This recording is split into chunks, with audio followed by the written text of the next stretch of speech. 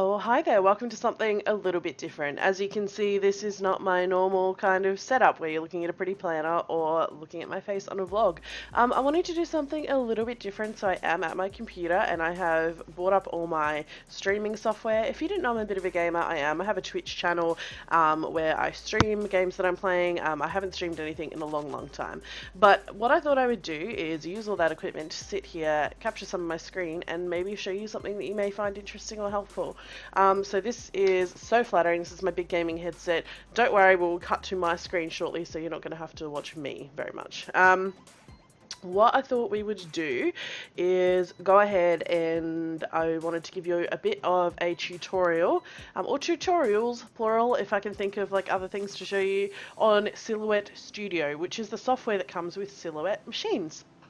Now, I'm not going to show you how to start a sticker store. I'm not showing you this start to finish of how to do everything, design stickers, bring them in, cut them, all that good stuff. Silhouettes are very finicky. Each has its own settings, so what works for me may not work for you. And to be honest, if you're looking to get in the commercial sticker making game, you are going to have a hell of a lot of hard work in front of you, and you need to do that your dang self, just like I did. There's something called a rite of passage when it comes to starting a sticker store, and I'm not going to hand you that on a platter. However, if you are looking to inject a little bit of fun into your planner with stickers you can make at home, if you're looking to save yourself a little bit of cash in terms of, you know, making something you can use in your planner, if you have watched any of my memory planning spreads, you may have seen that in some of them I actually bring in photos. So personal photos from the week, there could be screen caps from Instagram or just photographs that I've taken, and I put them in my spread to use for journaling. And this is not a difficult thing to do. Yes, obviously I have Silhouette machines, I have multiple Cameos, but you can do this really easily using the Silhouette software. There are plenty of types of software you could be using for this, but Silhouette Studio is actually really user-friendly and really simple to use. Okay, so I'm moving to a voiceover for the rest of this video. That wasn't the intention, but when I was recording this, I didn't realize that my headset ran out of battery and switched off. First of all, to get Silhouette Studio, go and do what I'm doing here. Search for Silhouette Studio on Google, go to the Silhouette America page, and the Silhouette softwares will be available there for download for either Mac or Windows. I use a Mac PC, but use whatever obviously suits you. And there are also previous releases, including legacy versions. Here we're going into the menu and I am looking up my Silhouette key. So not my key as such, but what software I'm running, and I am running the version 3.8.211. That is one of the legacy versions. I have tried different versions, including some of the more up-to-date ones that you will see. For some reason, for me, that one is just the most stable. I don't have any issues with it dropping out. I don't have as many issues with my cut machines. It just works for me. That's probably down to my computer, my preferences, and how I'm using the software. So this is the version that I will be showing you. Obviously, go ahead and use one of the more up-to-date versions if you prefer. At the end of the day, they are all going to have very similar features. They just may be laid out a slightly different way. So there's the one I'm using. Feel free to grab that one, or feel free to grab one of the more recent ones if that's what you prefer. So once you have downloaded Silhouette Studio for free, you can go ahead and open it up. You may want to play with it and adjust your preferences. So there's the preferences menu. One thing to do is go into general, and I change my units of measurement to centimeters. Here in Australia, we use the metric system. The automatic setting is for inches. I change it to centimeters because that's the measurements that I tend to use. That's what my rulers are in, all that good stuff. So feel free to do that and apply if it's not already set up. And you will see on the page the display shows a Cameo style cutting mat, being the 12 inches wide with an A4 sheet on it. So if you go into page settings, you'll see there how I have mine set up. So I use portrait, cutting mat, I've got that set to Cameo because that's what I use. You can switch it to portrait as you just saw. Make sure your paper source is set to A4 because that is what we print on in America. I think your default is a label size. You can toggle these buttons, have a play with it, figure out what works for you. Stick to portrait mode and A4 if you are printing this off and you are in Australia and that is your standard printing size. page settings. There's also registration mark settings. You can turn those on and off if you are actually using a silhouette cutting machine. So there I'm turning them on so you can see my registration marks. You can use all these boxes to adjust the registration marks. I leave it at the default setting or hit restore defaults. To be honest, that's probably what you're going to want to do. Anyone mucking around with these finds that they have more frequent cut issues, so I recommend don't do that. We don't need them on though for this because we're not actually using the silhouette to cut them out. We're just basically creating a template that we can print out and use for nice clean stickers. So there you are with your blank page, and you're going to want to draw a box. So on the left, this is kind of the commands for creating things, and you want to select the box or the round cornered box. So I think I'll show you an example of both. You basically just click your mouse and drag to create your box as you want it. So there's the rounded corner box and there is the square cornered box. The thin line you will see is the boundaries of your box. You can click on it and move it around. You can rotate it, all that good stuff. Very straightforward and very simple. I'll delete those and we will start with something fresh. So we'll do a square edged box for a start. Drag it and drop it. At this point, it doesn't really matter what size or dimensions you're making it, as we will go in and fix that. Use the cursor button or select that so you can actually click on your box and highlight it. You'll see when you're highlighted because it'll basically show you measurements around either side, like this. And with that kind of bounding box, you can then select the little kind of tabs around it, the little squares, to pull and adjust the box to whatever size and shape you want, kind of like this. So you can adjust it and everything. What you want to do though is not to worry too much about this. Obviously you can see the measurements and you can drag and drop and try and get them to precisely what you need. That's the hard way. Go up here to the scale window. This is your friend. Now the scale window is where you can make sure that you get those precise kind of measurements. You'll see that lock aspect checkbox. You're not actually going to want that to be ticked, because what that does, as I will demonstrate for you eventually, come on Nikki, is once you have that on there and highlighted your object, if you have lock aspect and you change one of the measurements, so the height for instance or the width, the rest of it will follow suit. So there it is unlocked, and what you want to do is type in exactly what you want. So the measurements for an Erin Condren 4 box are 3.8 centimeters in width and 4.8 centimeters. So once those are in, go ahead and hit apply.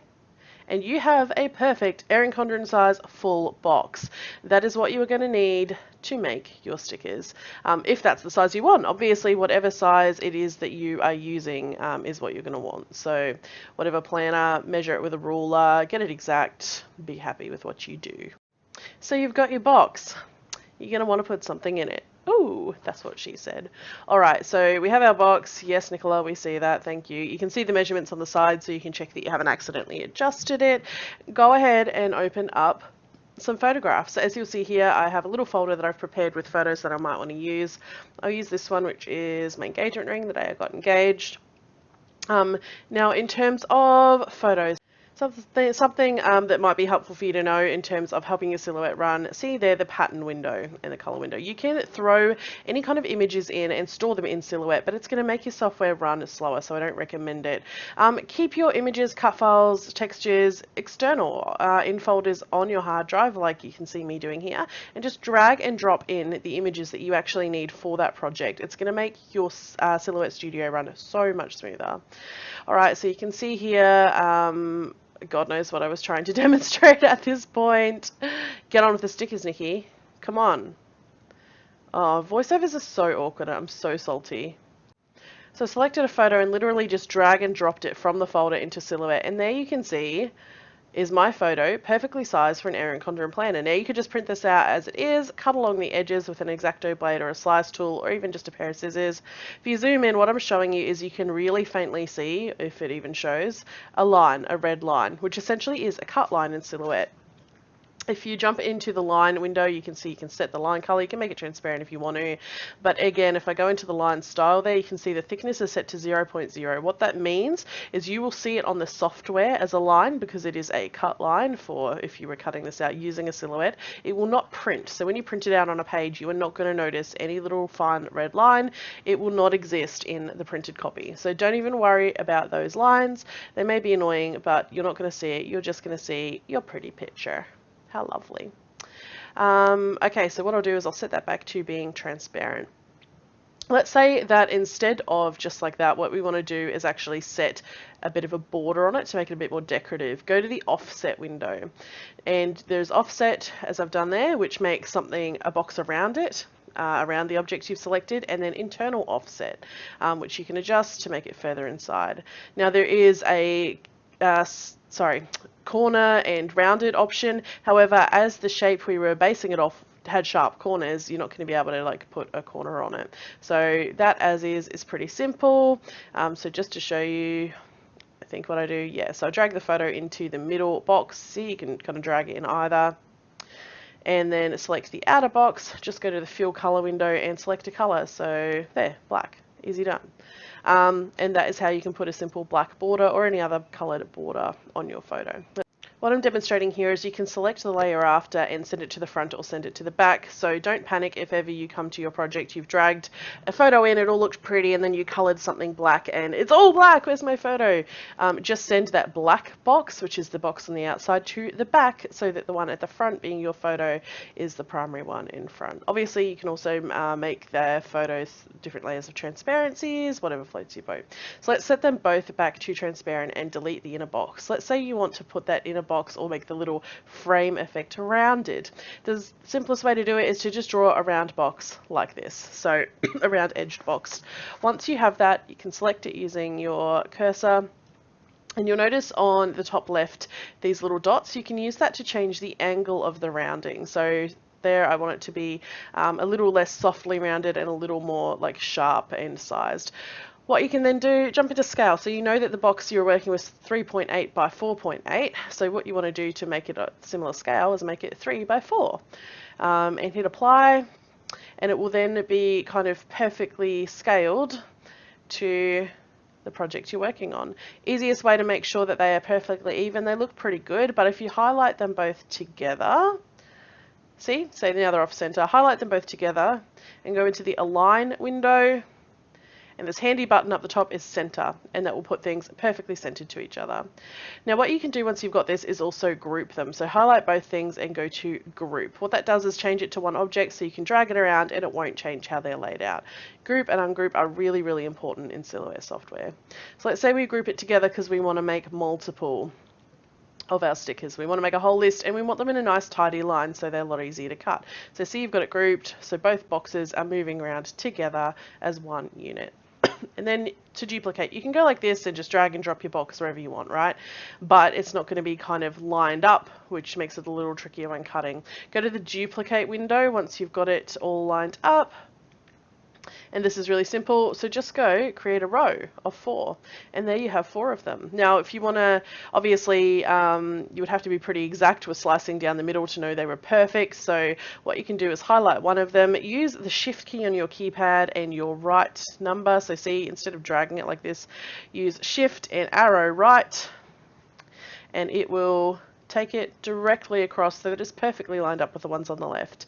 To space them out, highlight them all, go back into that align window and use the one down there to space them horizontally so they're all perfectly lined up. That way you've got plenty of room to get in there with your blade or your scissors and trim them, because yeah, they're the exact shape you want, so you don't want to trim them any bigger or smaller, you want them exactly as they are, so they're a perfect fit for your sticker spread. Ungroup them because you're going to need those layers to be functioning separately so you can fill them with photos, with patterns, all that good stuff. So let's go back to our photos. We'll drag in my engagement ring. We'll drag in a photo of Ivy. Now this is her balking. I know she looks ridiculous. That's the whole point. And obviously the photo is imported sideways. So go into fill pattern. This top box and fill pattern I never ever use, just disregard it. Advanced, and here obviously you can rotate the photo so to 90 degrees and it will be the right way. Yes, Nicola, we know where we are. Yes, explaining that I don't use that. 90 degrees and it's the right way up. I know she doesn't look the right way up, that's the whole point. She does this weird kind of thing every night. It's like a little nighttime routine. It's really funny. She growls while she's doing it. It's weird. So there's my photo of my crazy dog. Now it's kind of dark. Jump into the effects window and to brightness, and you can actually lighten up the image using brightness so that it will print a bit better, because obviously we're printing it with ink on paper. So there we go. It's pretty straightforward. There's lots of options in there. Have a play with them, figure out what you like and what you don't. It's really good for making things a little brighter. So I'll drag in another couple photos. There's one of my puppies in the car, and see that happened. It will glitch sometimes. It just went to the wrong thing. Just Control Z to undo and drag some photos in. So again, they've imported kind of sideways because of obviously the way the camera was or the way the image was saved. Go into fill pattern and change it around to 90 degrees. Easy done. I'm going to zoom it in so you see more puppies and less of like my arm sitting in the car. And then the photo on the right, again, I'll make that 90 degrees, super flattering shot of me there, and Laura and Chris in the background. It took me a while to realize that was Chris. He was wearing sunglasses, I don't know why, and my sister-in-law. We had a Game of Thrones Monopoly night at one point when my brother was away with the military, so my sister-in-law came over. Laura was visiting and we had a game night, so this is a photo from that. So you can adjust things however you want, and you can obviously adjust the size of the box to better fit. So say in this instance I can't get it to a shape where I'm like, okay, well that photo fits well, so maybe I want to make it a little more short. So I just drag it and drag it up. Obviously the width is still the perfect width for an Erin Condren, and then I can just adjust the photo to make it more square or whatever. I mean, it's not a great photo to use, it was just an example I pulled in. So there we go. As I'm demonstrating, it's still the width, it's still that 3.8 wide, it'll still fit perfectly in the Erin Condren columns, just a little bit shorter, which may be good if you're using a TN or whatever and don't have as much space. Again, you can go in here and set any background color to that back box. I can make it red, I can make it pink. Let's say I want to match a color within the photo, like the color of my sleeve here. Get this eyedropper tool and pick a color. So there, it kind of picks the gray from my jumper. Pick it again and let's use, I think I used Ivy's leg. And it's this disgusting poo brown, but hey, if that floats your boat, that's fine. A lot of times you're just going to make that black or something like that.